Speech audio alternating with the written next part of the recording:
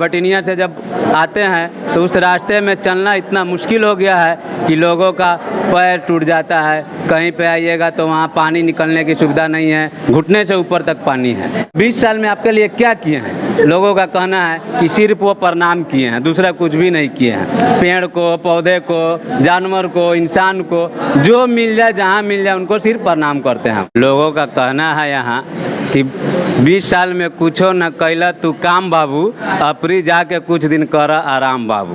तो लोग इस बार उनको आराम करने के लिए भेज ही देंगे।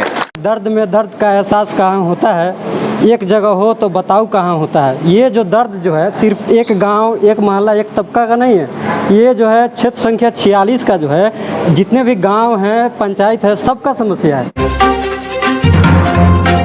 नमस्कार, आप देख रहे हैं AHO न्यूज़। मैं हूं आपके साथ आरिफ फयाद। इस वक्त हमारे साथ मौजूद हैं जिला परिषद क्षेत्र संख्या 46 के भावी प्रत्याशी हैं साबिर आलम जी।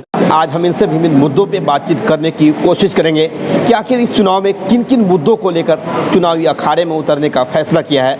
आपको ये भी बता दें कि तीसरे चरण में घोड़ासहन प्रखंड में चुनाव होना है और लगातार ये क्षेत्र का भ्रमण भी कर रहे हैं। लोगों का रिस्पॉन्स इनको कैसा मिल रहा, किन किन मुद्दों को लेकर आप चुनावी मैदान में उतरने का फैसला किए हैं? सबसे पहले हमारे क्षेत्र में रोड, नाला, स्वास्थ्य, शिक्षा, ये सभी की बहुत कमी है। जहाँ भी हम लोग जाते हैं ऐसा सड़क है कि आप वहाँ से गुजरेंगे तो या तो आप या आपकी गाड़ी, दोनों आपके ऊपर चढ़ जाएंगे। कहीं कहीं पर ऐसा है कि आप उस रास्ते को छोड़कर कुछ किलोमीटर की दूरी को तय करने के बाद फिर वहीं आएंगे, घूम के जाना पड़ता है। जैसे हमारे बरवा कस्बा में है, उस रास्ते से जाना और जंग जीतना दोनों बराबर है।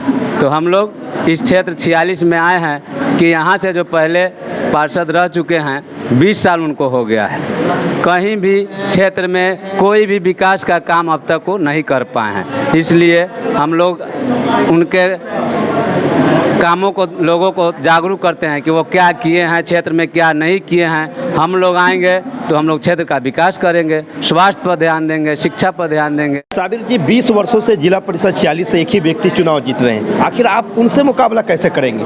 हम लोग जो इस चुनाव में आए हैं, 2 साल से क्षेत्र के हर गांव, हर गली, हर घर में हम लोग जाते हैं। लोगों को वहाँ हम लोग जागरूक करते हैं कि भाई आपने जिसको चुना था वो 20 साल में आपके लिए क्या किए हैं। लोगों का कहना है कि सिर्फ वो प्रणाम किए हैं, दूसरा कुछ भी नहीं किए हैं। पेड़ को, पौधे को, जानवर को, इंसान को, जो मिल जाए, जहाँ मिल जाए उनको सिर्फ प्रणाम करते हैं हम। काम तो किसी भी आदमी के मुंह से आप नहीं सुनेंगे। इस बार हम लोगों से पहल किया है कि भाई एक बार हमको भी मौका देकर देखिए। जब 4 बार उनको दिए जो आज तक कोई काम नहीं किए हैं क्षेत्र में, तो एक बार हमें भी सेवा का मौका दीजिए। लगातार आप क्षेत्र में भ्रमण कर रहे हैं, लोगों का रिस्पॉन्स आपके प्रति कैसा मिल रहा है? हम लोग जहाँ भी गए लोगों ने हमें मान सम्मान दिया।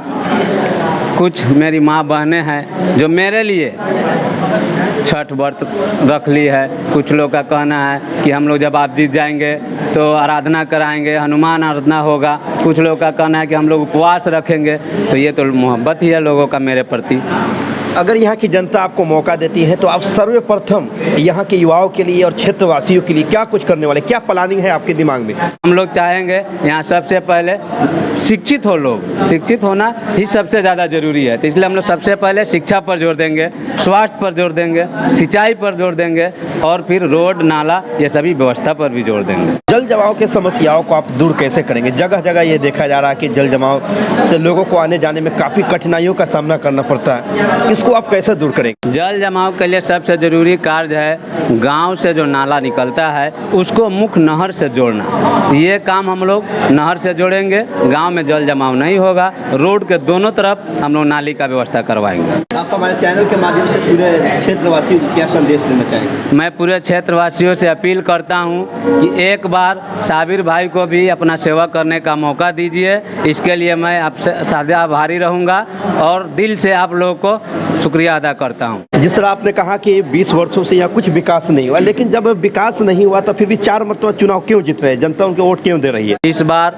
हम बेहतर विकल्प लेकर आए हैं और मजबूती के साथ चुनाव लड़ रहे हैं। इसलिए लोग इस बार हमारा समर्थन करेंगे और उनको इनकार करेंगे। लोग उनको आराम करने के लिए, क्योंकि उम्र भी हो गया है, कि वो आराम ही करें, नौजवान को मौका देंगे लोग। दरअसल आपको बता दें कि लगातार हम इनसे विभिन्न मुद्दों पे बातचीत करने की कोशिश की है। इन्होंने बेबाकी अंदाज में अपनी बात को रखी है। साफ तौर पे इन्होंने कहा कि 20 वर्षों में इस क्षेत्र में किसी भी तरह का कोई विकास नहीं हुआ। इस बार जिला परिषद 46 में परिवर्तन बिल्कुल तय है। अब देखने वाली बात ये होगी, जब यहाँ तीसरे चरण में मतदान होगा तब यहाँ की जनता इस बार किसे मौका देती है, ये तो आने वाला समय ही बताएगा। हमने जो जिसे चुना था 20 वर्षों से लगातार, उन्हीं के गांव में आज चलना मुश्किल हो गया है। आज उस गांव से होकर गाड़ी अब 4 चक्का नहीं ले जा सकते हैं, क्योंकि उन्होंने क्षेत्र का जो है सत्यानाश करके रख दिया है। उनसे मौका क्यों दे रही 4 वर्षों से? जनता जो है ना बहुत भोली चीज होती है, इनको लुभाने का जो है उनके पास बहुत ये है। देखिए, सबसे बड़ी बात है कि हमारे क्षेत्र में जातिवाद बहुत बड़ा मुद्दा है। हिंदू मुस्लिम जो है नेताओं को मतलब समझिए ना, गद्दी मिल जाती है, मलाई मिल जाती है। आपको हिंदू मुस्लिम में लड़ा देंगे, उनसे उनको वोट मिल जाता है। ऐसा ही करके वो 4 बार, कम नहीं होता है। 20 साल जो है किसी भी कैंडिडेट के लिए चाहे तो मतलब नक्शा बदल देगा, वो विकास का जो है गंगा बहाएगी, लेकिन वो विकास का नहीं, विनाश का गंगा बहाया है 20 साल में। मेरा घर ननौरा है। हम लोग चाह रहे हैं पूर्ण रूप से बदलाव। ये कीजिए, गाछी को प्रणाम करने से, जैसे बोले हैं साबिर जी, गाछी को और यदि पौधा को, बकरी छेड़ को प्रणाम करने से ई कहें विकास नहीं होगा। ई मतलब कि इसके पहले कोई मजबूत प्रत्याशी था नहीं। हम लोग मतलब कि ब्लफ में देते गए। अब ऐसा मौका हम लोग देंगे नहीं। 20 वर्षों से जनता उन्हें मौका क्यों दे रही है? अरे प्रलोभन में विपक्ष कोई मजबूत नहीं था। प्रलोभन हम लोग को देते थे, ये करेंगे वो करेंगे। आज तक कुछ 46 में कुछ काम नहीं। जब समय चुनाव का आते हैं, हमारे दरवाजे के बगल में एक रोड है, भेलवा पंचायत से जुड़ा हुआ है, वो अभी बेहतर हो गया है, चलने का लायक नहीं है, 4 चक्का नहीं जा पाती है। तो ये तो फैसल रहमान जी का देन है कि जो पास करा दिए। कि जब भी पहले आते थे 20 साल से चुनाव जीत रहे हैं, हम लोग दे देते हैं, कहते हैं कि प्रणाम, अपनी बार गलती सही माफ़ कर जाओ, अगला बार से हम अपने काम करा दें। लेकिन ये तो कुछ नहीं करते हैं।